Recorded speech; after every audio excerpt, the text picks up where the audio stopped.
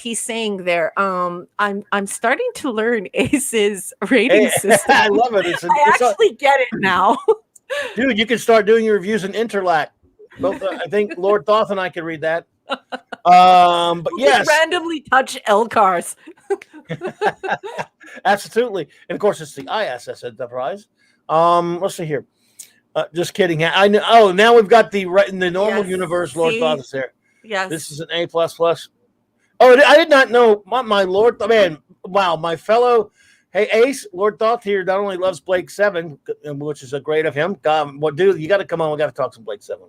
He also loves our lovely Legion of Superheroes, by the way. Lord Thoth, LLL, because Ace Cast Iron is, of course, a big Legion fan as well, buddy. So you're amongst Legion lovers. Yes. And so, yes, sir. The Mirror Universe Lord Thoth has now been sent back. Yeah. Apollo's Minion did not do your homework. Well, that's okay. I don't know. You've never seen this episode?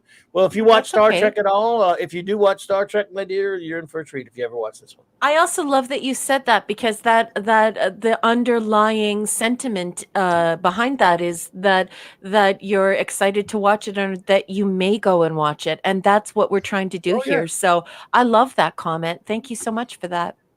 Indeed. Stephen Ernest at A++++, 1110 in the top 5 or 10, an iconic episode of Greaser. Definitely, Stephen. RN, the great Feliciano, A+++. 10 out of 10 belly buttons. Nee. This is a coin flip for my top 2 episodes. But did someone see on the remastered version the random side of the Enterprise in high speed? I'm not sure what you mean by that, sir. Me neither. I've watched the remastered many times, but I'll have to take a look. I'm not exactly sure. You may elaborate if possible. I'm not precisely sure what you mean by that, my friend. But I'm willing to learn. Scuba Pete, A plus plus plus Yep. plus. That's great. Very good. Well done, sir. Let's see here. Is this a rating? One of the first times we see a parallel universe, the opportunity for the actors to play bad versions of themselves, and McCoy staying to help Bad Spot. Yeah, that was. I forgot to mention that. That's a great. That's a great. That is a great moment. 10 out of 10, top 5 overall. I'm with you, sir. I miss Melissa. Rod, does that mean you have not seen the episode? I'm not, but that's cool if you have not. I mean, the way it goes. Monica D with a C. I give it the ladies' boots A plus plus plus 10. Okay, so you're like a tall boot guy. I did not realize that some guys really like tall boots. But as I cosplay more and more, whenever I wear the thigh high boots, guys are like, "I love those boots." So I like that he had a rating for the boots and a rating for the belly buttons.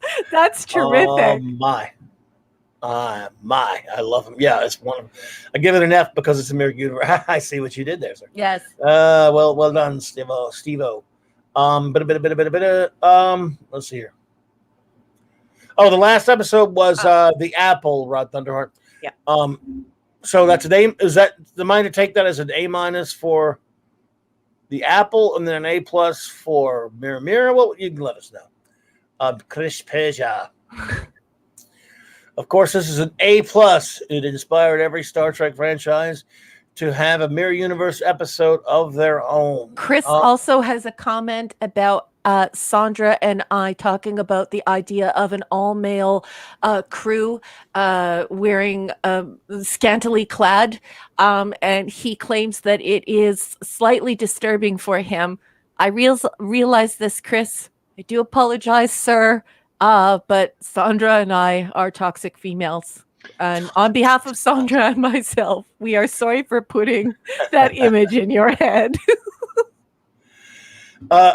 Jesus, like Dr. Herky Monkey put a mirror between his A's. So, I didn't see Dr. Herky Monkey's rating. Did you? No, I didn't. Where's Dr. Herky Monkey? Dr. Herky Monkey, where are you? Well, hail, welcome, and welcome, Explorer of the Multiverse. We appreciate you always. Appreciate you stopping by. Yeah, my friend did it. Good to see you, my friend. Let's see here. Sandra says, Raquel, I'm not sorry in the slightest. Good. I love you. Oh, so funny. Yep. 10 out of 10 agonizers. Yeah, that's a great rating. Here we go with Ash. What we got here? It was a cool, fascinating episode, but an A plus for the spot goatee. There you go. I'm trying to make sure we got them all here, folks. Steven's daughter at 38 minutes past the hour. I don't know how you knew that, but that's kind of freaky. You're probably what? Freaking Chris and I out right now. What happened? For those people who speak Greek, he just did a little play on words from one language to the other about Chris's name. Interlac, indeed. I'm sure that you could get apps on the phone where you can write things in Interlac, Lord Thoth and Ace, but I can't make it work on my phone because I'm an idiot. But I wish I could. I would write things in Interlac all the time. 3 people can read it. It's a Legion language, everyone. They have an actual Legion for superheroes language. I have a shirt with Interlac on it. But anyway, yes, I think we got, okay, let's see, did we get them all? I just want to make sure we got them all. So before we move on. Yasu. But you need Yota. So Yasu, it's more like Yasu, not Yasu. You know what I mean? It's not like Lasu. Indeed. It's like Yasu. Do you know what I mean, Indeed. Ace? So you say Yasu. I know Indeed. it sounds really fast, but that's the way it is, Ace. And yes, that is Greek, and that is hello and welcome and goodbye. Well, buddy Jed goes an A with a bunch of pluses there. Thank you, bud. I think we've got just about. Before we move on, let me make sure I like to be fair. Oh, Ash just popped back in. Okay, here we go. What? He did? What? Yeah, no, it's okay. Don't worry. We'll get to him when we get to him. There was a view of the Enterprise flying by high speed from the theme song. Interrupting scenes on your was it on your Blu-ray or on your DVD? And beginning and the end, the alpha and the omega here. I love this. 40 minutes past the hour. Yeah, can you tell Clobby's excited? 1 hour devoted to one episode. Clobby loves this episode. He can't help it. He cannot help himself. I thought we would give other episodes more time. Yeah, he's just alpha and omega. He's just teasing No, you. I got you. No, but I think we have actually spent more time on some episodes. I'm just trying to make this chat so screwed up. Who taught you that word, Ace? You have to be careful. People who like STD are malacas. That's a funny way of spelling it, but very, very, very cute. And I don't know who taught you that word. It's pretty funny. I didn't see it yet because I'm still way behind. I'm scrolling slowly through the I got you, Rod Thunderheart, through the chat so I can make sure I get everybody's rating there. So just making sure. Oh, there you go. Malacas. Yeah. Jesus. Do you know what that means in Greek? No, I don't. Yeah, I know he does though. He knows a lot of that kind of stuff. It's not a nice word. Well, I like it now. I like it just by default. A- to be sure. Okay. Raquel, Jesus Christ. Raquel's boy candy. I love you, TMF. I love you. That is a great honor for you to change your name like that. You're the best. Yeah. Oh, no. Oh, George. Okay. I got you. That's a very obscure reference to a mutual friend. Okay. Now I see. Now I remember the word. It's come back to me. He used to say that all the time. Jesus Christ. George said that. I can't believe I forgot the word. And you had to say George to remind me. Dude, I'm getting senile, man. Oh, how is that? Insane person. Let me know. George is nuts. Anyway, let's see here. This particular George, anyway. So, okay, I guess we have got everything. If we miss anyone, you can write it to us later because we have handled our reviews of it, and now I'm done with my favorite of all time episode, Mirror. I love it. Do you know what? I'm glad that on this evening, you were able to watch your favorite episode, or not watch, but celebrate your favorite episode with us. And it's so good to hear you laugh, and it's so good to hear you smile. And I just love you so much. So that was great, right? That was just wonderful. Yes, so Mirror is such a great episode. I do love it, and I do love it. I'm having so much fun here, as we all have. You guys, we have so much fun here all the time. I want to welcome our good buddy Cardinalson. Yeah, hey, Cardinalson just walked through the door. Welcome. All right, Card. Good to see you, buddy. All right, man. Let's see here. Now, I guess we were ready. Are we all ready now to move on to the next episode? I totally think we can. I think we can. If anybody else wants to add anything, the chat really drives this whole enterprise. So if you enterprise, if you want us to talk about something, please just let us know. But without further ado, let's get on to the deadly years. You guys ready? Yeah. Everyone ready? We're ready for the deadly years. Yeah. And so I'm going to change the picture while you're doing that. Go ahead. Yeah. So here we're talking season 2, episode 12. So that's where you're going to be seeing it in broadcast, right? But we know here that it's prod code 40. Can you guys believe that we're already at 40? And we're going to do a reading from the block text so that we can get some stuff that's going on behind the scenes on the go, and that will be the impetus for us to do all that infill and discuss our knowledge, the group knowledge, and stuff everybody knows about this episode. So let's do it. We're on 197, 198 of the Paula block text, Star Trek 365. Members of a scientific expedition based on Gamma Hydra 4 have been afflicted with a radiation-induced illness that triggers highly accelerated aging. And now members of the Enterprise landing party that beamed down to the planet are showing signs of the same illness. All that is except for Chekhov, who seems unaffected, while Kirk, Spock, Scott, and McCoy grow older by the hour. As McCoy tries to unravel the riddle behind Chekhov's immunity, the increasingly forgetful Kirk is judged unfit to maintain command of the Enterprise. But Commodore Stalker, who takes Kirk's place, has never commanded a starship. In fact, he made painfully a fact made painfully obvious by his decision to cut across Romulan territory on the way to Starbase 10. So that wouldn't actually be Romulan territory. It's actually the neutral zone, so blocks that's off true. there. Oh, that's true. Neutral zone. Damn it. Yeah, it's the Romulan side of the neutral zone, but block is incorrect there. But I'll stop interrupting and correcting her, and I'll keep going. Okay, so if you think old age is a pain, you should try old age makeup. It is really super itchy. The Deadly Years force key actors to spend some 3 to 6 hours in the makeup trailer each day. Some, like easygoing DeForest Kelly, simply accepted that this particular episode would require him to spend more time sitting than acting. William Shatner, like others, would bear the challenge like a trooper, but find themselves understandably frustrated after suffering through 3 boring hours of carefully applied latex sags, penciled age lines, and a special hairpiece.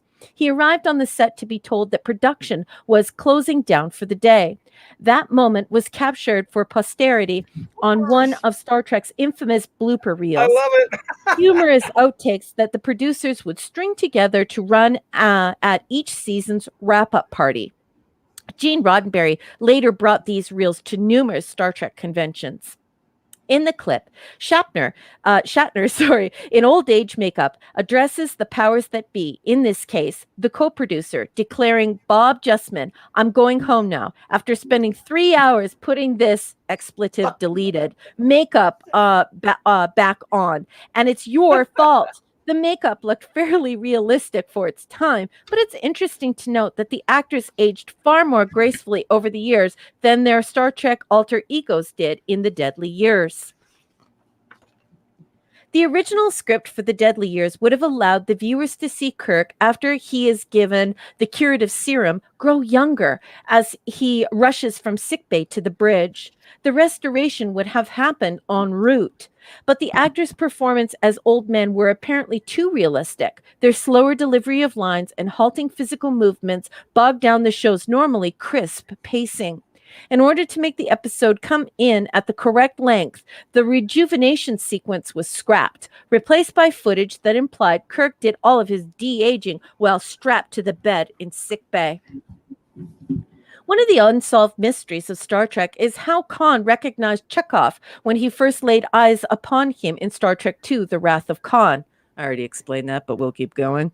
After all, Spacey, the episode that introduced Khan, aired during the Star Trek's first season, and actor Walter Koenig, who plays Chekhov, didn't join the show until season 2. So isn't it logical to think that Chekhov wasn't posted to the Enterprise until then? Well, you can believe that, or if you prefer to think otherwise, you can pick up a hint dropped in the Deadly Years. Arriving on the bridge during the episode's final act, the once again youthful Kirk quickly assesses the situation at hand. The Enterprise is surrounded by Romulan ships with no way to get back across the neutral zone unless some of them will give way, and sends a message to Starfleet that he knows the Romulans will decode. Since escape is impossible, he's going to implement the Enterprise's recently installed Corbomite device, which will destroy all matter within 200,000 kilometers. As Kirk initiates the clever ploy, Sulu and Chekhov exchange conspiratorial grins that seem to show they know exactly what Kirk is doing, because they recall the last time they did it, or the last time he did it, back in season 1 during the Corbomite maneuver. Now, just as fans know that Sulu was not initially a member of the Enterprise's bridge crew, he was a physicist in Where No Man Has Gone Before. This light gag gives them reason to suspect that Chekhov might have been assigned to the Enterprise's lower decks when Khan came aboard, which means, of course, that Khan certainly could have encountered him. Why not? Sure. And that is all the block text has to say about the deadly years. And now I'm going to toss it on over to Clobby to discuss the block coverage and anything else you'd like to say. And also the chat. Come on, guys, just start assembling all those awesome quotes and any thoughts and feelings you have on this. Okay, but first, Lord Thoth has cut out. Looks like. All right, buddy. Thank you for being We here. love you. Send me your ratings of the other 2 episodes when you can, if you're still listening. And Avon Liz, my friend, and LLL, and thank you for rest in peace, Dave Moxley. Good night. Thank you. It's great to see you, my buddy. Yeah, I love that. I love that blooper. that was one of the first things I thought of when and I was so happy that you that you mentioned the blooper. Bob Justman, I'm going home now. There's 3 hours a week. I gotta go home. That's shut up. Oh God, that's a classic. But no, good coverage indeed. Look, this is it may shock some people. I don't know how the rest of you feel about it. This is a top 10er for me. I really love the Deadly Years, and I love the Deadly Years because of the performances, by, of course, really the big 3 in their as them aging. They're old. I love all of them. What you got? What happened? Steve Mitchum. What do you do now? He prefers to call this episode "Get Off My Lawn." Good one. Spock, you traitorous, disloyal. You stabbed me in the chest. Back the first chance you get. Spock. I get. Remember for the time, is it the greatest concept ever? I guess if you look at it like this is the first time we've seen someone do something like this on Tuli, where characters actually get old. We see them as really, really, well, they're suffering from a peculiar physical degeneration which strongly resembles aging, as McCoy said, and not a magician, Spock, just an old country doctor. Mm-hmm. I love McCoy, and then McCoy's hilarious as an old man. The conflict between old Kirk, quote unquote old, quotes, and old Spock is great stuff. The courtroom drama of the competency hearing, and Commodore dumbass stalker, who's a real. I mean, dude, you're a Commodore. Yeah, I don't care if you are a chair-bound paper pusher, as Kirk called you. You've got to have more sense than going across the damn neutral zone. Yeah, but Charles Drake he has such a powerful voice. He has such a presence on screen, and Commodore Stalker is very, very. He does not want to do this. He doesn't want to interfere. He admits that he's inept. That he's very sorry, and so it's hard to dislike him. But yeah, why are you going across the neutral zone? What exactly is your expertise as a Commodore? If you think that you could just rush across the neutral zone, what's wrong with you? Exactly. And again, I do like the actor. And yes, he is acting. He's definitely trying to do what he thinks is right, but he has no experience as a starship captain. Yeah. It is evident. So yes, and again, I've seen that kind of a lot of things. But no, I just love all the dramatic scenes between Kirk and Spock. I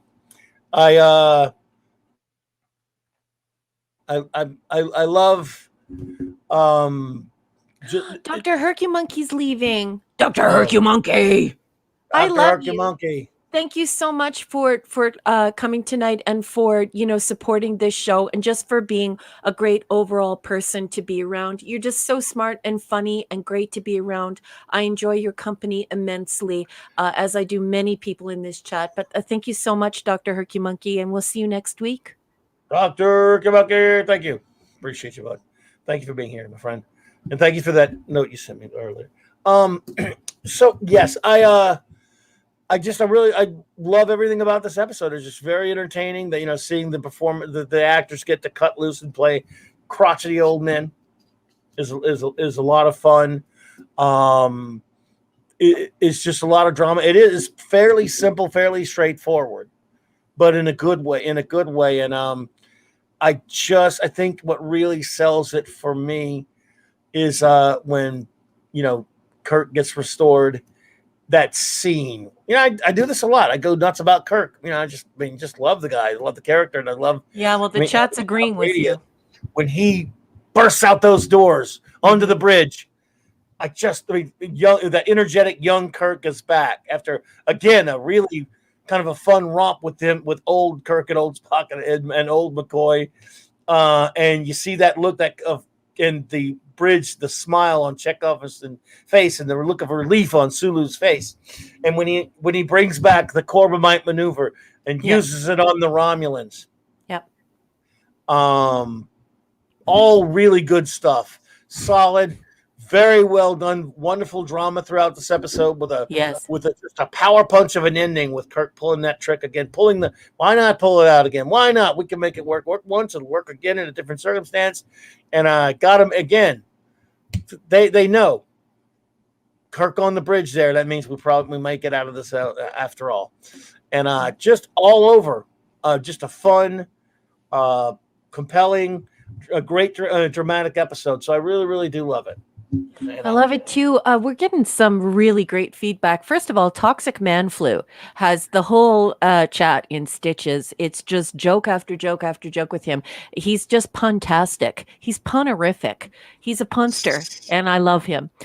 We also have a terrific comment from Sandra Feliciano at 55 minutes past the hour. She says, the Commodore must be related to KK.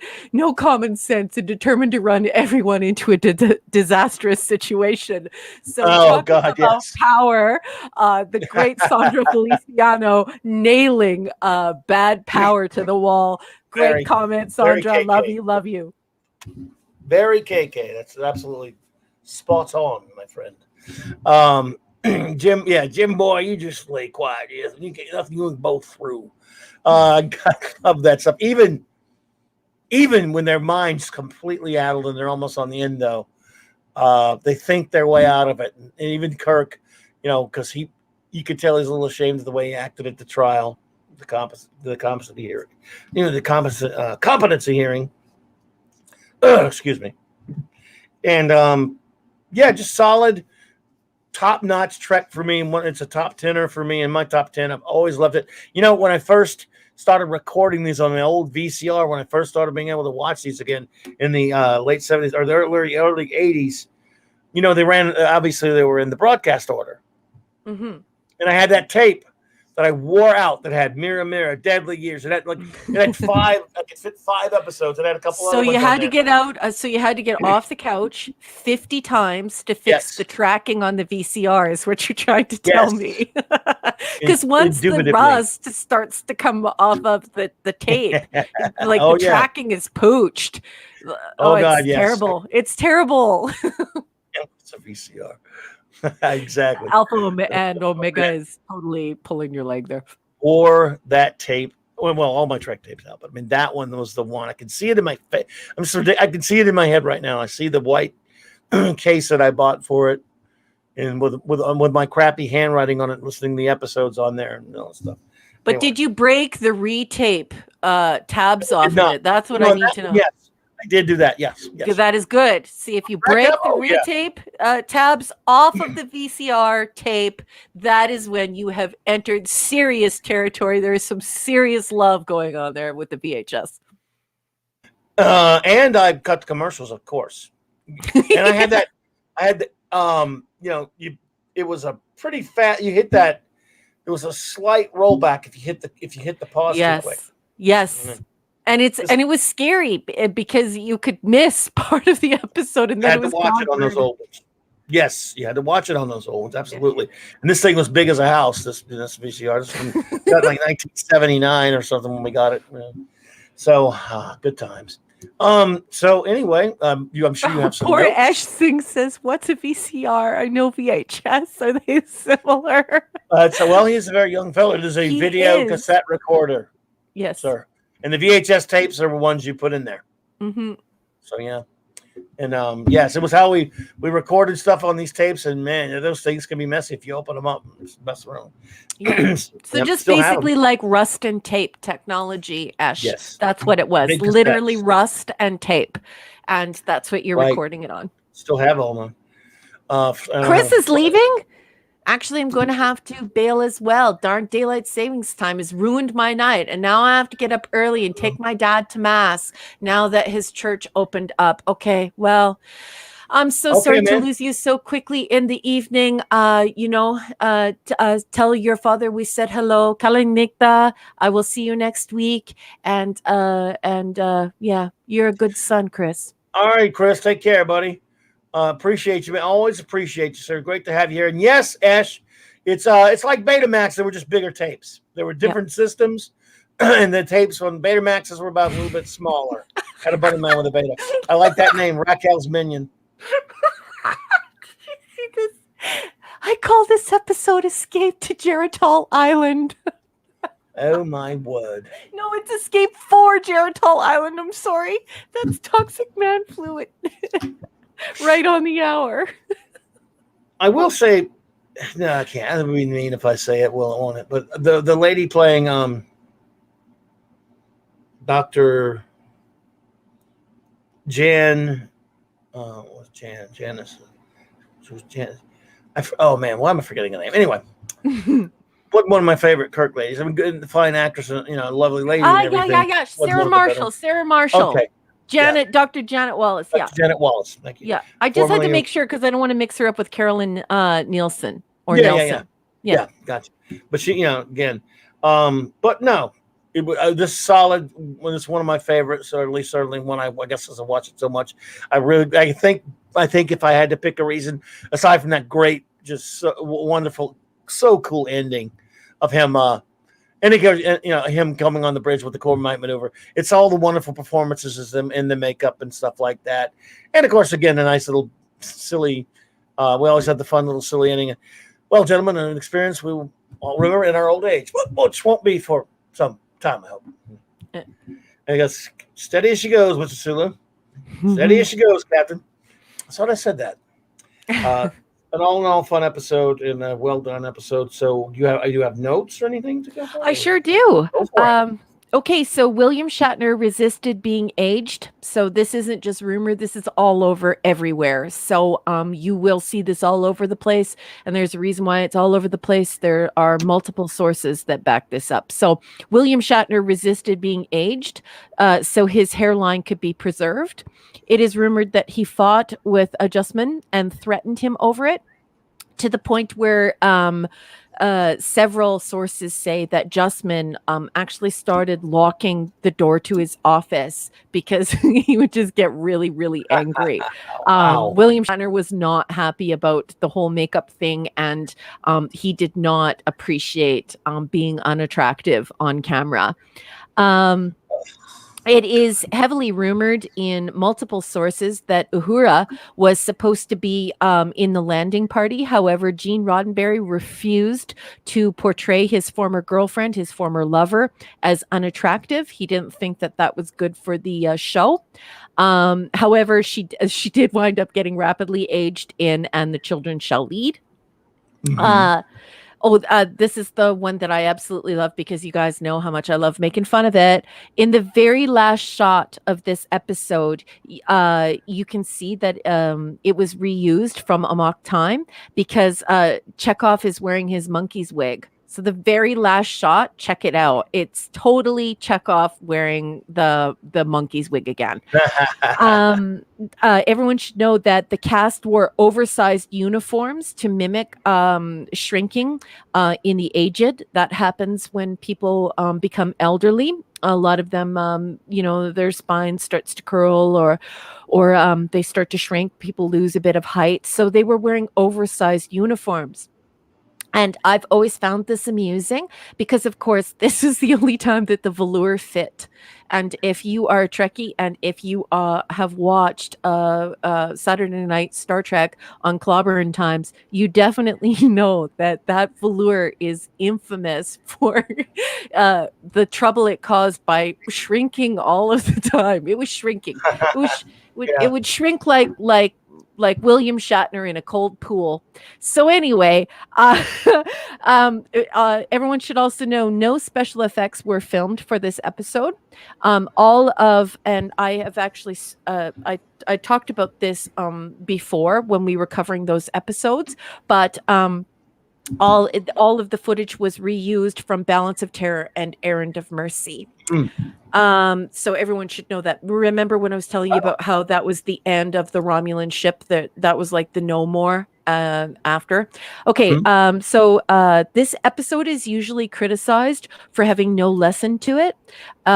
It has no positive commentary on aging, and that's usually why a lot of professional commentators and critics will give this episode a poor rating. I put in my notes, this is utter poppycock. Aging 40 or 50 years in just a few hours would be insane for someone psychologically.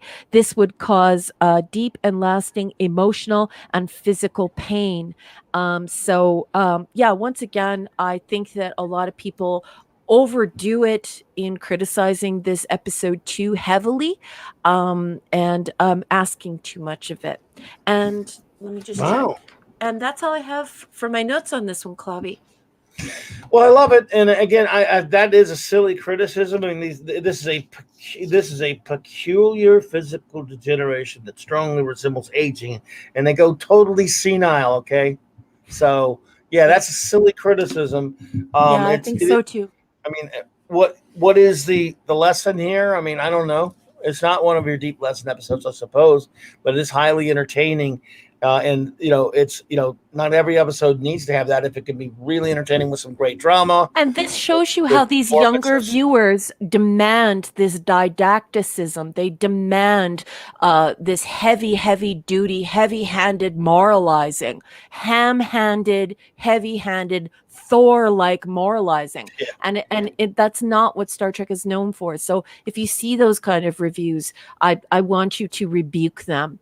We're getting some pretty hysterical comments, especially out of the infamous Toxic Man Flu. He says it's 6 minutes past the hour. Not true, Raquel. They had to use multiple filters on camera to shrink Shatner's ego.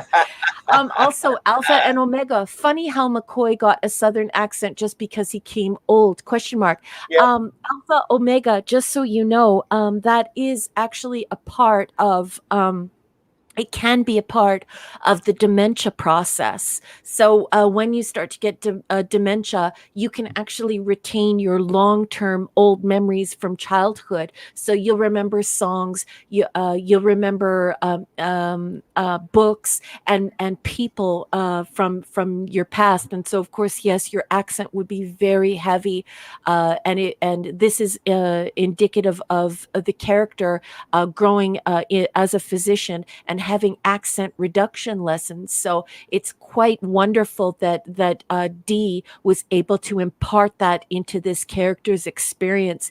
It is so detailed, that kind of detail you normally only find in a book. So I love DeForest Kelley, and he did such a great job here. Apparently, not only when he ages, but he changes his accent when he's taken over by spores. Yeah. At this side of paradise. I love DeForest Kelley. He's fantastic. So again, not much more to say about it. It's certainly not one of your more complex episodes, but it's all great character stuff, great drama, and just for me, a thoroughly entertaining episode with some really cool scenes in it. So I'm going to ask my wonderful first officer, Raquel, for her rating, then I will give you mine, and then I will ask the chalk. Okay, I think this is a pretty serious episode. I think it's pretty serious, heavy duty. And if you have ever had anybody in your life, anyone in your life, who has suffered from Alzheimer's or dementia, this is a pretty serious episode, and I think that they deal with it in a pretty cool way. I think that if they would have had a bigger budget, certainly bigger than more than $10,000 per episode, and a little more time, I actually think that this story could have been really, really great. So my hat's off to David P. Harmon for writing something that has some real meat to it and something that you could take away and really think about. That said, I don't think that this is the best execution that we see in our IP, especially for TOS. So I'm just going to go ahead and give it a solid A-. And that's because let's go back to last week. I think it was Parrothead who said, "Y'all are just spoiled." I always think about him saying that because it is true. Like when you go back and you watch these Yeah. episodes, you're just so spoiled. So I want to be fair. So if I take away all of that crap, so the unfair criticism that's actually BS, because Star Trek was never didactic. Star Trek was never a stranglehold moralization. That's total BS. And we look at this meaty issue and how it was handled. Yeah, I'm gonna go ahead and say that a safe A minus here is sufficient for me. Clobby? I'm going with a solid A. I think it's a really tight, well-written episode. I think it's a great script with great performances all around.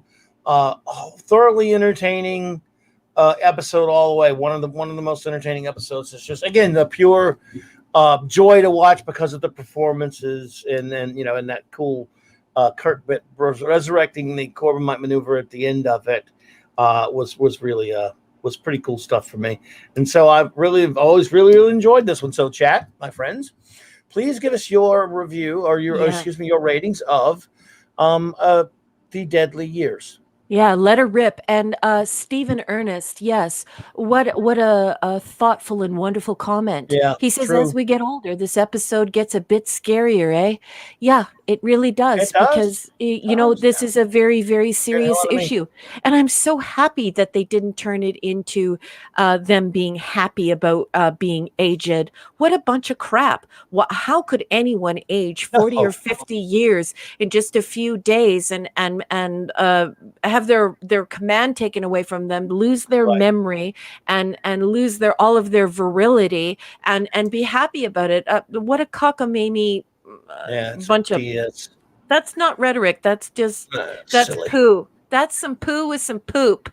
That's very poopy. Poo mixed with pee-pee.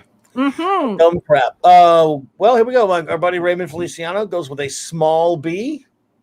We note that it's not even a capital one. It's so not a capital. Not a big fan of the episode. Let's see here. Diminutive B. That's scary, Raymond. Thank you. Drowning Pete, which is of course bad. That is Mark D with an A minus. Okay, let's see here. Everyone be patient with me with the chat. It's a challenge, right?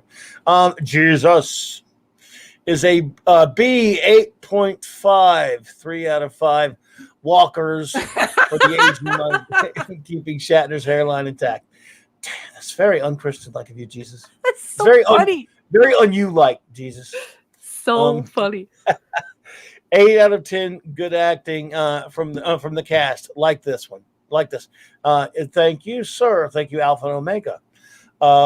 Captain Raquel's boy, Candy. I love you. 8 out of 10 toxic female Raquels. Definitely matured as it went along. Dude, love you. Oh my goodness, dude, that was good though. Scuba Pete, I'm a bit constipated on this one. With an 8 out of 10 prunes. My goodness. So good. B plus from Sandra. Thank you, Sandra. Let's see here. I like this better than most people. B to B minus was good, but not great in my opinion. No her belly button. Well, there's only really one episode for that, dude. So you could only watch one episode. I love you, Eric. Criteria. I think it was Eric who was making jokes earlier about depends too. Does it? Are they at it depends? It depends. Yeah, he did say that, Ace. He said that. Clobby did say that. That's one of our old sayings. Ace and I have said it for many years with regards to various topics. Oh, that's great. Minus 4.5 out of 5 prunes. Similar plot to Miri. I guess. But better executed. I would agree with that. Acted very well and shows Kirk's love of the Enterprise. Yes, good point. One of the best captain saves the ship moments in the city. That's a very good point. Well done, sir. I'm with you. It is true. It. I like the episode more than most people. I really do love it. At my age, I like to have 2 women at once. Who doesn't? So I'll fall asleep. Someone to talk to. Okay, then you don't need women. What you need are 2 cats. You need 2 cats. My buddy Ace does not like this one. He does not. Like C minus, or not much anyway. Let's see here. A equals another iconic an A equal an A. So I think he means A. Yep. Yep. Another iconic excellent act. I'm with you. I've always been one who's liked this one more than most people. But so thank you, Steve Ernest. I'm with you, brother. After the Romulans got the ship, let's see. Despite it all belonging to a museum, two nurses. James Caserta. Yeah, of course. Nurses. Yeah. Dude, the men really like the two women idea. Yeah, I can't It's very imagine cute. why. I think we got all our ratings. I don't know if there are other. If we missed any, I apologize. I don't think I saw any more ratings, my friends. Oh my goodness. Steve Mitchum, who is now your atheist nephew, says, if I had my daughter 5 years later, we'd both be wearing diapers. Yeah. Let's see here. I saw the Next Gen episode first as a kid, and it ruined it for the Next Gen episode. Did it turn old in an episode of that? I'm not sure which Next Gen episode they turned old in, dude. Am I misremembering? I know they turn into all kind of monsters and shit sometimes. 3 to 4 squirts have been gay. Get out of here. That's funny. 3 out of 4 squirts have been gay. I mean, where else are you going to get ratings like this, folks? What other show are you going to get 3 out of 4 squirts have been gay? So what he's saying is you should kick me off the show and just talk. No, no one's saying that. You should Do you know what most of the people say to me? Show. But behind the scenes is that like you and I are like best friends, and they love listening to us talk because of the way that we go back and forth and the way that we talk about things. Nice. So I love you. I would never do this show without you. This show would suck without you. I'm just saying. I think. Well, look, are you kidding me? You could kick me off and I'd listen. So oh, I love you. I feel the same way. Let's see when they turned old on Next Gen. Am I going nuts? I'm just baby. Look, I watched them all recently. Not too long ago. I can't think. It's been a year since I've watched any because I'm quite angry with P Hard. Yeah. So, but also just so everyone knows, there was this big article in the Atlantic, and they were talking about the science behind being being in this pandemic. And do you know that it's actually starting to affect our memories? Like we're having problems with our short-term memories because of we're just not getting enough stimulation. We're not out, we're not socializing, we're not recalling things to mind and sharing stories and talking with people. We're just sort of isolated. Well, not sort of, we are isolated. And that's affecting us. So if you're having trouble with your memory, it's not just you, it's everyone. These are not your deadly years. Oh God, yes. Wow, my memory's garbage as it is. Remember the one in which the doctor took data for the children of tomorrow? I think condemned him along with the rest. I thought I knew them all. I don't know what's wrong with me. But again, I do have a garbage memory. I remember All Good Things. Picard was showing an old version of them. Yeah, they weren't They weren't like aging rapidly like this. They weren't. Yeah, that's a serious thing, right? Let's see here. It wasn't the main character. It was the a Genolan class ship near that. Oh yeah, okay. Yeah, Genolan. Yeah, I remember that one. Yeah. I remember that name of the ship anyway. Oh, okay, dude. I thought it was again. I do remember dumb episodes by I think it was Brandon Braga was obsessed with turning them into monsters. Yeah. Jesus Christ, did he turn him and his monster transformation crap? Anyway. Yeah, Sandra Feliciano, who is a very educated woman. She says yes. Stupid masks also decrease the oxygen getting to the brain. Yeah, and for somebody with a master's degree who's I believe a nurse, yeah. If you are breathing out of your mouth, you're not quite getting as much oxygen into the brain as when you breathe through your nose. I remember something like that. So yeah, it's hard. And Scuba Pete said, P Hard, sponsored by Flomax. Yeah, just ridiculous. The way that they throw, a 126-year-old man 1 kilometer and he just gets up and starts doing stairs. What a stupid. That show was horrible. Garbage. Yes, I do remember Dr. Pulaski getting old now. Yes, Pulaski did get old. That is Yes. right. Yes. I do. Thank you. I remember. Well, I guess we've handled the deadly years now, and we all got a little older doing it. But Yeah, we did. I like it a lot. I like it more than most people, but it did okay. It did okay for the most part. And now, are we ready to go to our final episode for this evening? Yes, I'm just gonna grab my notes here. Alrighty. Well, let's see here. Let me. All right, guys. I'm Mud, season 2, episode 8. We're on the way with pictures, folks. Go for it. We are. So yeah, season 2, episode 8. That's your broadcast, right? But if we're talking about prod code, we're talking about 41. Believe it or not, folks, we've done 41. And we're going to be reading from the Star Trek 365 block text. And on that page, we are in that book, we're on page 201, 202. So without further ado, and while Clobby digs out the pictures, let's get this done. Or as they say in the UC, let's get it on. Okay, so Norman, an Enterprise crewman revealed to be an android, catches Kirk unawares when he takes control of the ship and locks it on course for a planet entirely occupied by androids and one human being, Kirk's former nemesis, Harry Mudd. It was Mudd who sent Norman on a mission to Shanghai Kirk and his crew. He's been trapped on an android world since his own ship crash landed there, and he plans to escape in the Enterprise. But the androids, who'd previously been very accommodating to Mudd, have their own plans for the starship.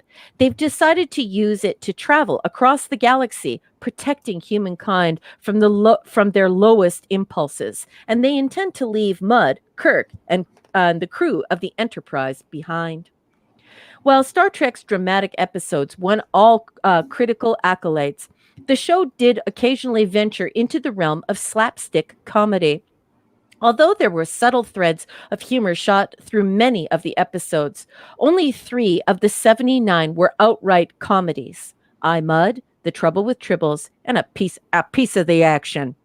All 3 rank quite high in terms of audience affection, possibly because of the cast's apparent willingness to poke fun at them at their traditionally staid characters.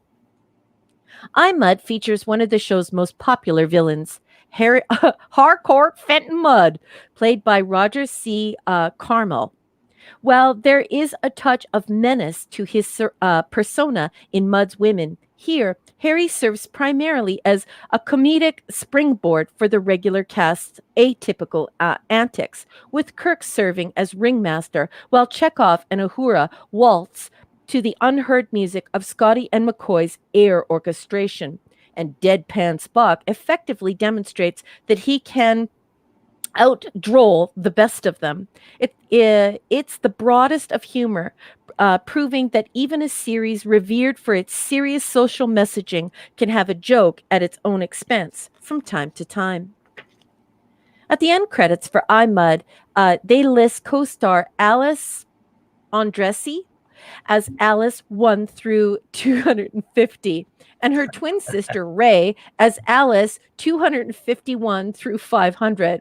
Those designations may have been a convenient way to credit the actresses, but they weren't adhered to on set. In one scene, the sisters appear as 3 and 11, and in another, 66 and 99. Perhaps the end credits were intended as one final joke meant for the private enjoyment of the viewers at home. Star Trek casting director Joe DaGosta found that hiring multiple sets of twins to play identical androids wasn't as easy as he figured. Only days before I, Mudd was ready to go before the cameras, DaGosta, still searching for talent, was ecstatic to observe a pair of twin girls walking down the street in Hollywood. Leaping from his car, he accosted them with a question, "Can you act?" The shocked and understandably suspicious 18-year-old girls had just arrived in town, but they eventually accepted his invitation to a casting session. When DaGosta brought them to producer Gene L. Kuhn's office, the girls were dressed in miniskirts and wedgies, and they had their pet bobcat with them. Yeah, that's right, a pet bobcat. Kuhn volunteered to hold the cat on his lap while the girls read aloud several pages of dialogue. As it turns out, the girls didn't have much talent, and their kitty had few social graces. Kuhn's skirt, pants, or Kuhn's shirt, not skirt, sorry, pants and skin were much worse for wear. Nevertheless, the sisters were hired as extras with the proviso that they leave their cat at home when they reported for filming. During the Cold War, the Russians often boasted that everything of importance had been invented in Russia first. Some of their first claims had basis in fact. For instance, it is true that Alexander Popov experimented with radio waves before. Okay, you're going to have to give me a second here, guys, because this is some pretty difficult Italian, but I'm going to do my best. Guillermo, I think it is. Marconi sent wireless messages, but that doesn't necessarily make him the father of radio or Russia, the mother of invention. But as the Communist Party continued such claims, it inspired a new genre of jokes among humorists, and Star Trek writers joined in the fray as they shaped the persona of Ensign Pavel Chekhov. After taking in his beautiful surroundings in the Apple, Chekhov states, "It makes me homesick, just like Russia." To McCoy's retort that the scenery bears more of a resemblance to the Garden of Eden, Chekhov replies, "Of course, Doctor. The Garden of Eden was just outside Moscow." In The Trouble with Tribbles, Chekhov explains his familiarity with quadrotrichale by noting that the hybrid grain is a Russian invention.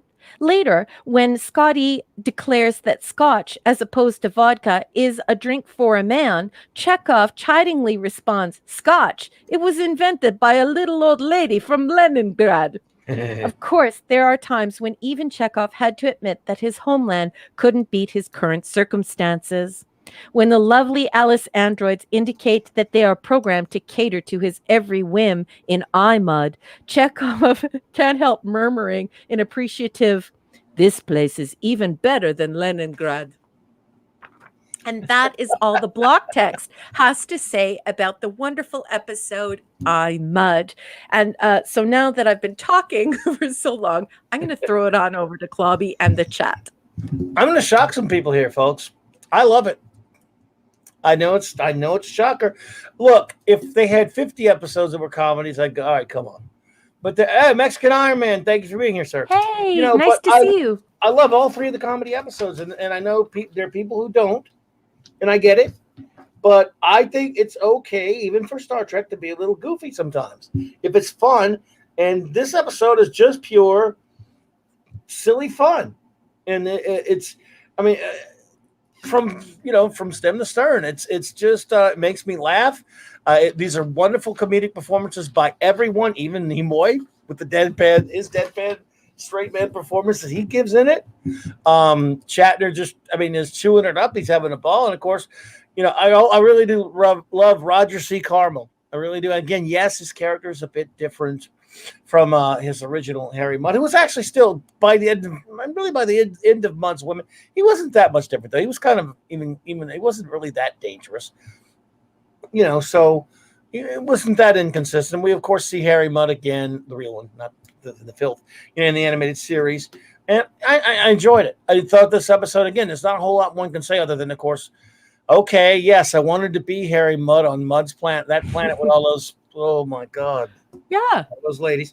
And it's a very daring thing to think of too. Yes. Because it is very apparent that they had difficulty getting that past the censors. So definitely they were away from the set for some of this, because Chekhov all but says do you have the body parts in order to be able to make it happen? And even makes the okay sound, or not sound, gesture with his fingers, yes. Because he's trying to let them know that, yeah. Yes. Do you have working parts? So, it was very, very daring. It's a very daring idea, right? This a harem, as we say here in North America, or as Esh would say, harem. So this harem or harem of these androids that are capable and apparently they're educated in multiple techniques and they have the parts to make it happen. Yeah, it's I wouldn't mind being there, Harry. I don't know why you want to leave. I'll get you there, brother. But I love I just it's just silly goofball fun, and why not? Why not? I mean, again, it's a departure, and because I've known a lot of people don't like this one or Trouble with Tribbles or a piece of the action. I love all three of them. Spoiler alert, because I know I haven't got to those other two yet. But it's a lot of fun performances, goofy story, and yeah, there's not a whole lot to be said about it. It's not very complex. You got there are some elements that we get some. Like the makers designed us. At least they didn't say we were designed by the old ones. Yeah, thank goodness, because Yeah, we're done with that. Do you know what I mean? sure. So Thank goodness he didn't do more episodes. of course, yeah. So no, is it Doomsday Machine, Mirror Mirror, City on the Edge of Forever? No, but it is a solid, good romp, and in Trek, could do that because it is sort of like real life. You have the really somber stuff, the sad stuff, the tragic stuff, the dangerous stuff, the scary stuff. But sometimes you have funny stuff. Sometimes you have a little humor going on. So I totally agree with you, and most of the time it's dealing with such weighty, incredibly difficult and awful issues that we deal with as human beings, that we deal with as a society, and even the stuff that was happening while the show was being written and while the show was being filmed. I completely agree with you, Clobby. We need this texture. We need a little departure. That's a great word for it. I love it, and to see this texture in being able to serve up a little lighthearted fun, I think is important to the IP at large. And I think that if we're going to be thinking about the hammer coming down saying, look, if you can't bring up the ratings, we're just going to cut this show off. I think it was a smart move to create these endearing episodes. And it's much better than the cat's paw. That's not the way to do it. Doing it the Frankenstein way is not the way to do it. You can't turn everything into a monster movie. And so doing it through humor and but making it intelligent humor, I think is just the texture that this IP needs. So I completely agree with you. A lot of fun. Yeah, well, thank you. Again, it's again. Let's I used to. This was on that tape I was telling you about that I scored in a row. I had Mirror Mirror, Deadly Gears, this one, and I forgot the other two that are on that damn tape now, like 5 episodes. But yeah, I could just throw that tape on there, and you got a couple of serious episodes, which most of the episodes were serious, but some had, lighter elements. But then you just get to go all out and go crazy with this. And I've heard a lot of people say they don't like the goofball ones or they don't like this one, but I really do love it. So, I think that any great book, and that's essentially what you're doing when you're doing a television program and you have multiple seasons and you're telling multiple stories. You really are writing a book. You're writing about a subject and you're writing on the world what's written on your heart. And I think that it should have crescendos and decrescendos. I think it should have little arpeggios. I think it should have high moments and low moments, and I think it should have moments of humor and things that are profoundly serious. And make you go away and contemplate what your views are. And so I think without the texture of that, I think it would be a lesser IP. So I stand by your opinion, and I echo and amplify it. I think that this is a great episode. I don't put it right up there as life-changing, but that's not its purpose. No, this is really just a little bit of texture, and it's quite lovely. Our chat is blowing up with hysterical comments and just wonderful quotes. And Mark D with the C, he he put up actually my favorite quote from the whole episode. At 31 minutes past the hour, he says, "Opportunity. Now listen, Spock. You may be a wonderful science officer, but Oh, believe me, you couldn't sell fake patents to your own mother or to your mother." That's so good. I So fail good. to understand why I should care to induce my mother to purchase falsified patents. Yes. So good. I love so many wonderful episodes. Well, Mexican Iron Man, we appreciate you popping Good night. in, brother. Good to see Buenas you, buddy. noches. Buenas Man, noches. always appreciate you seeing here. So I will get your rating of iMud and then give you mine, and then I will ask our illustrious chat to give theirs. Okay, well, first I'm going to go through my notes, and I'm going to be super Oh, fast. I'm sorry. No. It's okay. Not all about that. I thought we'd get. No. Take your time. Clobby, I don't even have a whole lot of notes for this because this is just No fun. hurry. You know, Sandra and I say some of these episodes are just fun, and you don't need to dissect them. We're not talking about Spinoza here. We're not getting into comparative literature here. This episode is just fun. So I don't have very many notes. I've got just some observations that you should probably know about if you play Star Trek trivia, or just because I just like to tickle your brain because I'm a teacher and that's what I do. So here we go. The costumes were reused from Mud's Women, Wolf in the Fold, and Conscience of the King. You'll notice in the parting shot, when all of the units come out, that you will see that the Maisies are from Mud's Women. You will see the Annabelles are from Wolf in the Fold. You will see Trudy is Wolf in the Fold. And Stella's is a reworking of the Conscience of the King. This is another episode where Kirk talks a computer to death. Doot, doot, doot. And Alice says Scotty is the last one of the crew to be beamed down. But the only flaw I find in this episode is that it's never explained where the heck everyone is. It's a bit like the Arby's commercial. I don't know if it was that Arby's commercial was in the United States or just Canada, but it's like, where did everybody go? But it's because the Arby's sandwiches are on sale. That's how I feel with this episode. It's the Arby's commercial where where did everybody go? Because you were expecting 400 crew members and you don't see them. You just see the main cast. So perhaps they shouldn't have said that. Perhaps that just should have been the threat. That's a good point. Yeah. But other than that, I don't have any other notes on this. I just find it enjoyable. And as I said before, you know, sometimes Sandra and I just say that we just like when things are fun, and it's okay that they're just fun. They don't have to be deep and intellectual. It doesn't have to be, you know, a cerebral massage. So yeah, I'm just good with this one just the way it is. So this one for me is a solid B+ to an A-. Like I said, I completely agree with you. I think this is vital to the IP. If we're going to be telling stories, we need to make sure that we can offer those crescendos, those decrescendos, and those arpeggios in writing the story on the mind and in expressing the song that's written on your heart. So everyone needs a little bit of comedy, like we all needed a little bit of comedy tonight. So yeah, solid B+ to A- for me, sir. Yeah, again, Stella, dear. Yeah, I love it. Scotty, you were ordered to stay aboard. I saw it, and I stayed until that female gargantuan threw me into the transporter beam. A lot of fun stuff. You know, so many the ridiculous. Again, hardcore Fenton mine. The ridiculous. You know, again, another blooper. It's always got blooper memories from a lot of episodes where you know, they. On one of the bloopers, they took the scene, and it wasn't really a blooper so much, but they just, I guess they were, you know, doing it to screw around.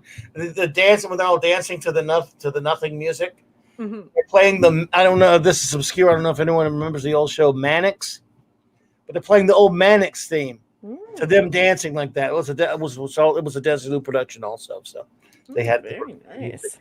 But anyway, I this episode is thoroughly entertaining to me. I'm going to go with an A- because it's not up there with the heavy-handed, heavy Star Treks or the high concept stuff. But like you just said, that is just important. Let's we can lighten it up a little bit, and a fun, you know, goofball episode that is just thoroughly entertaining. So I'm an A+. Chat. What are you? Yeah, let her rip, folks. Let her rip. James Cassetta is a solid A. Okie dokie. I'm a little behind, folks. I gotta scroll to you. That's so you okay. can start now. They're all rolling in now. They're coming. They're coming. Harcourt Fenton Mine. Have you been overeating again? Im is here. Welcome. Mm. Is that a rating? Oh, or no, that's the thing. That's right. You've done that before. I'm sorry. I thought it was a rating for a second. Let's see. Oh, the machines. Kirk don't stand the chance against Kirk. Yeah. Well, this time he had help going out taking this machine out.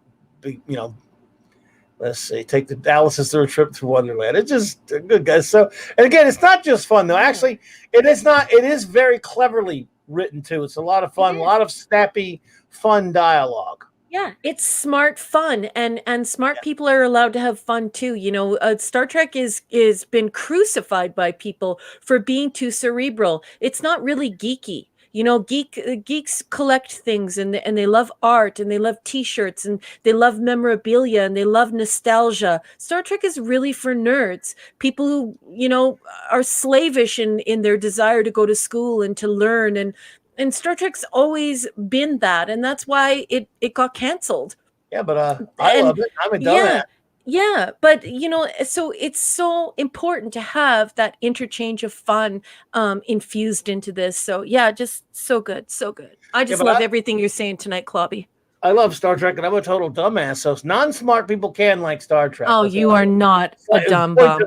You are so smart and wonderful. Yeah, that I don't agree with that. I'll tell you, I'm an idiot. But no, well, there have been there are dopes that go, I like Star Trek. I used to watch it all the time. I love it. Yeah. And now I like it. It's even better with that new one, Star Trek Discovery, with Star Trek Pizza Cutter. Yeah, she looks like Pizza Cutter. I love that one. Golly, Shazam. Is that Gomer Pyle? You're doing Gomer Pyle. Yes, I love it. You do a really good Gomer Pyle. I can't believe I could just pull the Gomer Pyle out of that. That's great. No, I love that show. Oh, I love the Andy Griffith Show, and I love old sitcoms. I'm so fool. Oh my goodness, look at that. D for divorce. Little did I know I would have an next one. Okay, a D. So, Steve does not like that episode. Okay, okay. I knew he was making. I knew he told me that during the week when I posted it. 5 Bobcats out of 10 is what you're saying. Yes. Okay. Who can blame Harry for making the world around him 7 Alice's out of 10? You can't blame him, dude. Great comment, sweetheart. A B+ from my bud. Thank you, Raymond. Thank you, Raymond. Let's see here. And they call him Scuba Peach. Gives us a great, just a great cheeky. I told you, absolutely. Yes. What a great way to describe the episode. Lovely. Scuba Pete! It is cheeky indeed. B+, 8.9 defective androids for us in space. The Jesus man always got a fun one for us. Always got a fun one for us. A. Yes. From the wonderful Sandra Feliciano. Thank you so much. I give it 8 out of 10 Stellas. Stella, dear. Shut up, Stella. Shut up. I love it. I love that. And James Caserta brings up the rear right away. Shut up. What a wonderful performance by Roderick and Carmel. Who, by the way, my husband noted that he was very proud of him in this episode too, because it appears that he lost about 40 pounds. And after my husband said that, I realized that's something I'd been overlooking. Not only did he lose the swashbuckling pirate belt, but he was a lot leaner here. And I'm so happy because, that means that his health was in a good place. So he must have worked really hard to lose that weight. No, he did pass away at a fairly young age. Yeah, he did. Yeah, well, John Candy loved food too. He was also, look, I'm bigger than both of them put together. But he was also a great villain in one of my favorite all-time favorite Adam West Batman episode, which was called A Piece of the Action, believe it or not. The second part was Batman Satisfaction. He took on Batman and the Green Hornet. Yep. B+ for this one. I liked it. Fun. Till his daddy takes T-Bird away. Oh, that's a good one. His wife's voice still echoes in my head. Yeah. Yes. the reason why he travels farther. And every time I think about it often, and every time I do, I go farther out into space. I love him. Yeah, I love Harry Mudness. Let's see. I will order a pair of Raquel Briggs cosplay like her husband. Will you have 500 Raquels? Oh my goodness. I would want to move to another planet. I love you, Eric. B from Jed. Oh, that's a good one, Jed. Thanks, buddy. There we and go. I hope you have that little puppy by your side. I hope your cute little puppers by your side. And buy that dog a leather jacket. That's a cool dog, you know. Oh, well, yeah, of course. This lovely, beautiful little puppy boy. B for the last episode, Meaning Deadly Years from Ash. Yeah. And he fell asleep 10 minutes in to the iMud, so it gets an incomplete grade. That's okay, Ash. From us. Ash, I'm afraid you're going to have to stay after class, and you're going to clean erasers. Yep, you're going to have to clean the board, and then you're going to have to clean the erasers. You're going to have a detention. I'm sorry, sir. Yes, you are going to detention, sir. You're going to hang with the Breakfast Club. Ash, Singh, have you been sleeping again? Yes. Record. Well, I love that episode, Ash. Give it another shot if you can. You might enjoy it. It's silly fun, man. You might like it. You might not. B, 4 out of 5 bicycle mustaches. Always fun with some great exchanges and scenes. With the crew, love to see Kirk Spock get the best of machines by using logic. Ta-da! Yeah, I agree. It's fun stuff. Norman. That's funny. Bicycle mustaches. I love it. Named Norman. Forming one gigantic, highly intelligent mind, and the glowing badges. They indicate the mind in operation. Yep. Yeah, it was rating B+ for this. They also is a salute. Okay. Is the head 7? Is the okay? Excellent. I wonder if you can make the be seeing you salute from the prisoner with a code. Like, be seeing you. Let's see here. And that I just want to assimilate. Yes, they were the Borg, but who knows? Maybe they were. Maybe they were the scouts for the Borg. Really but the description is quite similar, though. The description is quite similar. Yeah. They even say hive, right? So, yep, you're on to something there. It could be. Inspiration, right? Authors inspire one another, right? And sometimes you could take a little chip off of a mountain and you can make your own little thing out of it. So, yeah, definitely. Yeah, they they took the Borg from a lot of different things that have been established. They did. So yeah, cyberpunks, Cylons, Daleks, Cybermen. Yeah. I think we got all of our ratings. Did we get all of our ratings? If I missed it, Toxic Man Flu gives an A+. Android boobies in space. And that was just a Muppet Show reference. Sorry for pigs in space. And Mark D with no bloody A, B, D, or C. Yes, Kung Fu's Kung Fu. He's quoting from our favorite Batman episode. He's quoting Bruce Lee actually from A Piece of the Action, Batman Satisfaction. See, Batman episodes were 2-parters, and they had 2 titles to their 2-parters. And I can never say. I just like saying it the same way I like to say Dr. Herky Monkey. I've always liked saying A Piece of the Action, Batman Satisfaction. Yeah, maybe because it's great. Where were we? Okay. Yes, A+ from Toxic Man Flu. Android boobies. There you go. Yes, but you have to say it like pigs in space from the Muppet Show. Android boobies in space. Wow, Ash really hated it. He calls it a shit. Oh no! I'm just kidding. Yes, we know what you mean. I know that wasn't your rating. Just messing around with it, brother. And Jed says boobs for the win. Yes. Boobies. Always boobies. Win. There are a lot of boobies in this episode. It's quite nice. There are a lot of really good looking women in this episode. And how about Norman in that unitard? I could do without Norman, but other than that, Sandra, how about that? How about that Norman unitard? He's got all the bumps in the right places. I'm with Harry when Kirk says, "Don't you believe in male androids?" Male, yeah, but I suppose they have their uses, yeah. Well, everyone's entitled to their own fantasy, and if your own fantasy is, 10,000 androids and they're all a 9+, I think you got your priorities straight. You might be a little indulgent, but you got your priorities straight. Basically, Harry, dude, why would you want to leave? What's wrong with you? I just don't understand it. Anyway, I think we James got all the ratings. he comes with extensions.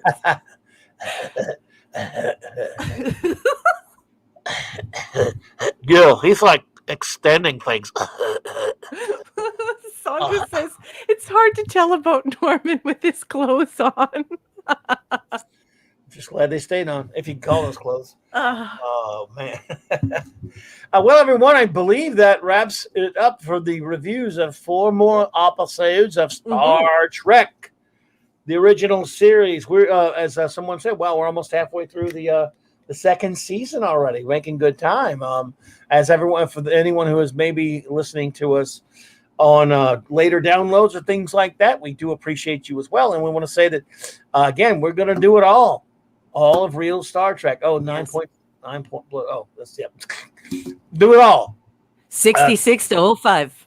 66 to 05. The only Trek that is legit.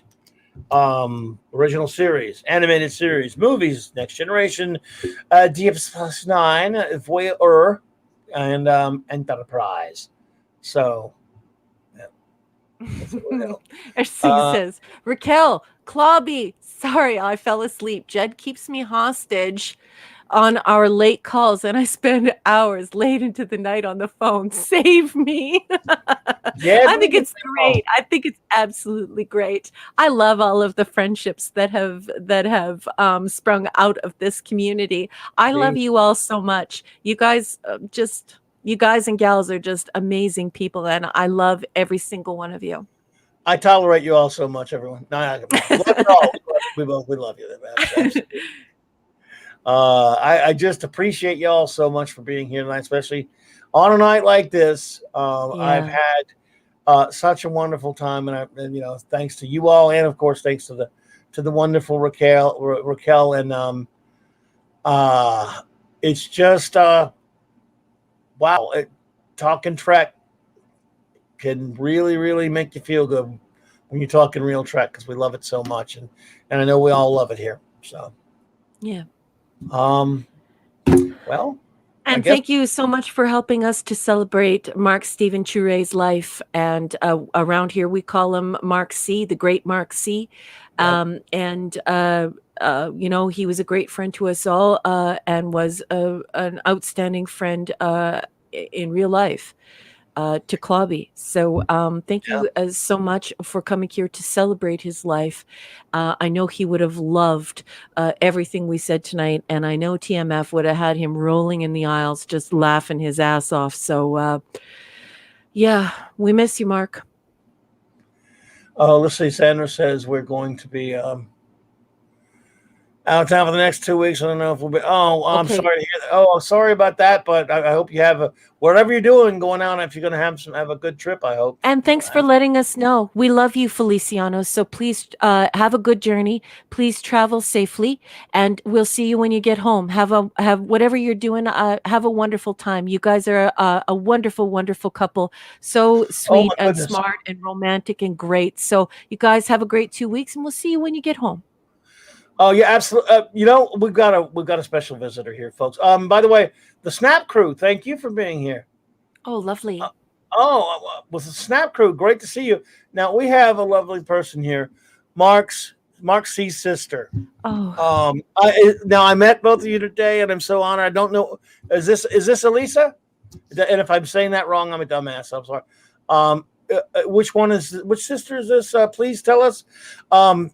Because I want to make a show announcement for Snap Crew. Thank you for being here. By the way, again, it's good to see you. Before I say my goodbyes to the chat and all this stuff, and make a couple of show notes, but I would like to know which. Okay, yes, Elisa. Yes. Elisa, you are fantastic. It was so special meeting you this morning. We do this every Saturday night, Raquel and I, and we loved Mark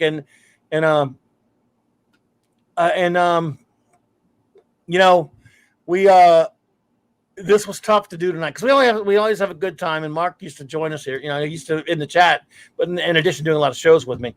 But this was tough to do when we first started out.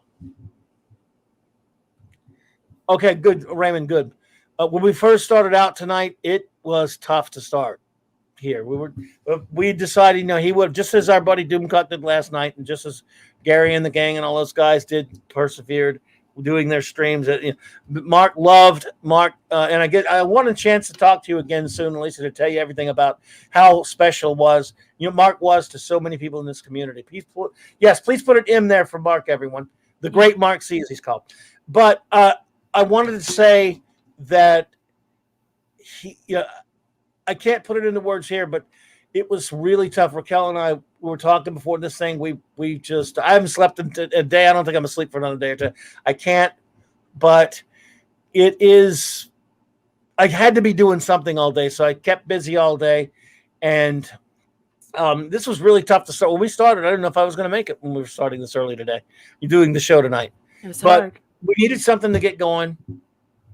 And we did, and we went and ended up, because we do this every week. Like I say, Elisa, we review Star Trek episodes, the original series right now, and all of it. We're going to do it all. But we have a blast doing this every Saturday night. It was tough. So we did everything we could to honor him by trying to have as much fun as we can. And we got into our usual groove for the past few hours and reviewed our 4 episodes and had a lot of fun with everyone. Every time I think about it, it is real. It's brutal. So I still can't get used to it yet. Still can't used to. I could hear him telling me. I could hear him busting my balls for getting something wrong on a show, like he always used to do to me and everything like that. He was the best, and he's he's getting a great outpouring of love from all of his friends in this community, and so. He was very important to this community. Your brother was such a loving and kind and wonderful and generous person, and he was so bright and beloved by every single person in the chat, and that's why you're seeing everybody throwing up those M's. We just really adored him, and Mark C, the great Mark C, helped make this more than just a YouTube chat or a place to go and talk about Star Trek. He is one of the key people who helped make this a community, and we adored him. And on behalf of everyone in the chat, we want to express our love and our sorrow, and thank you for your great brother, and for even coming here tonight and doing us the honor of making an appearance here. You have a lovely family, and we all care for you very much. We really appreciate you being here. Absolutely, Lisa. And I just want to say to everyone before I say my goodbyes to the chat and everything, like our traditional way we do, I want to say that show note, every Monday night is, of course, with the show's about comic books, whether it's related to comic book movies or whatever. It's a comic show. Retro Dicky, good to see you, my friend. It's what are you doing up so lately? Anyway, it's always about comics on Monday nights, and I've called it, for a lame ass term, I always called it Monday Night Comics. Mm-hmm. That has now changed, everyone.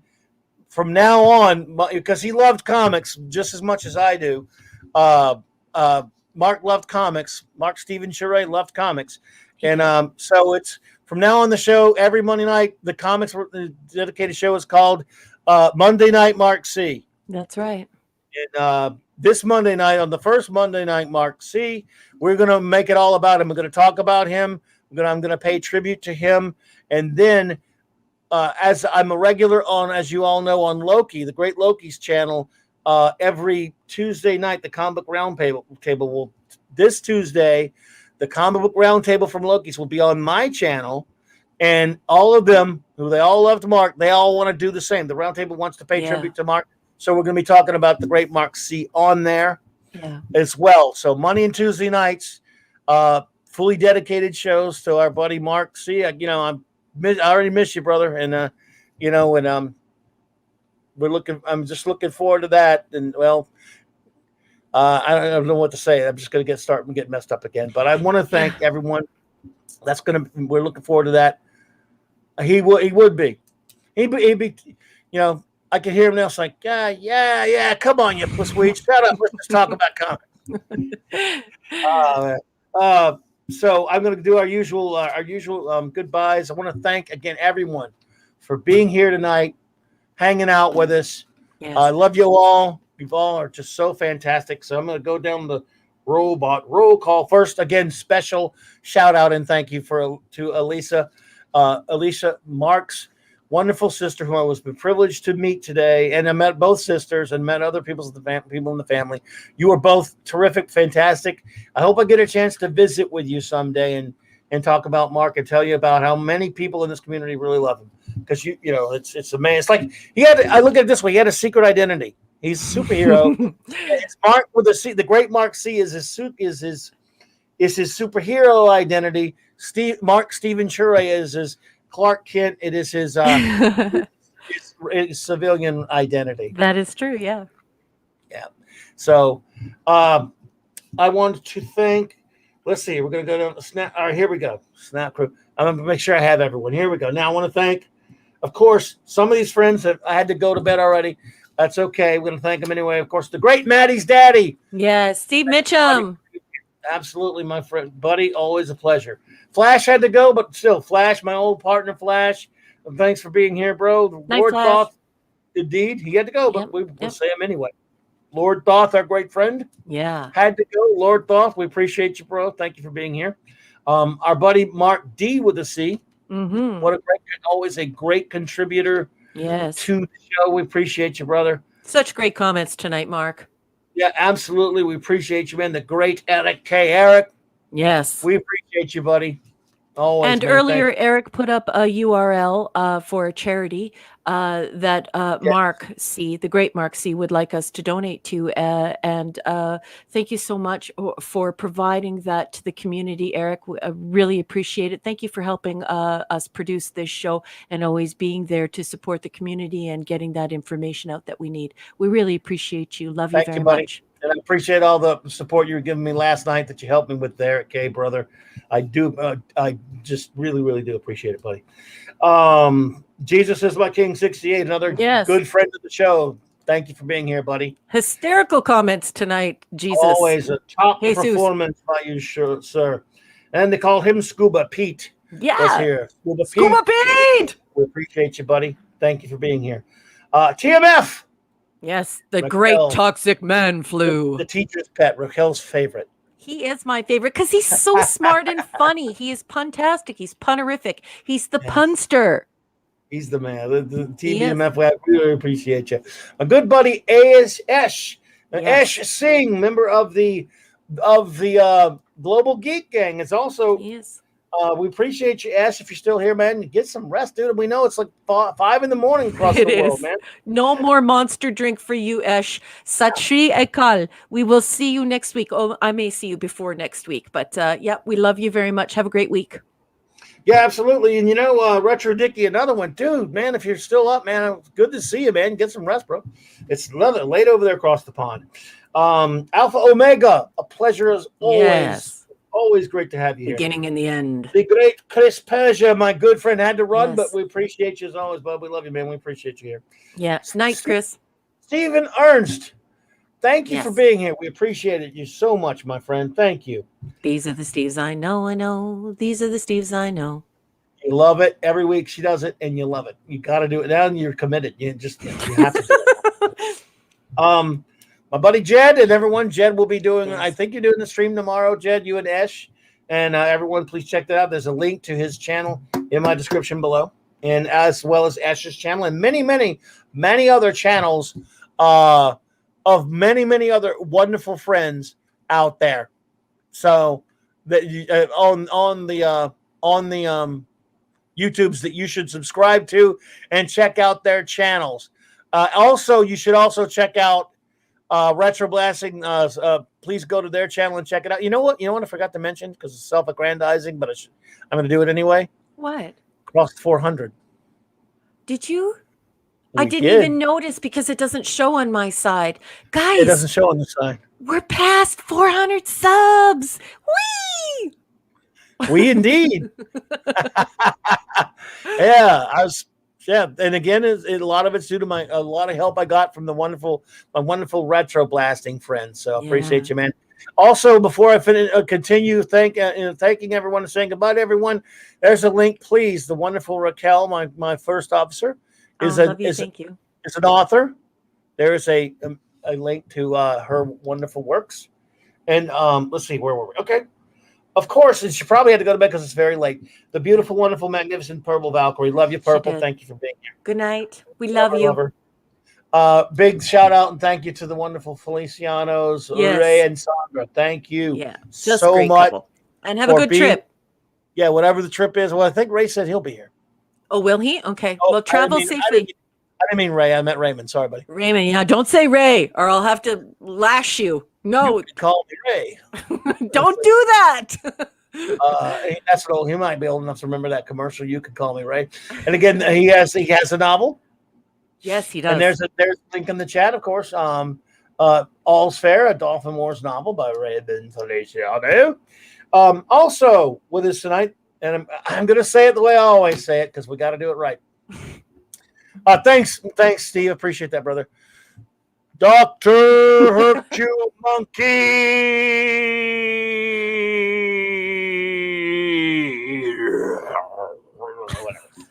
He had to go, so he won't be mad at me for messing up the thing tonight. Dr. Hercule Monkey. Okay, good buddy Rod Thunderheart was here at some point.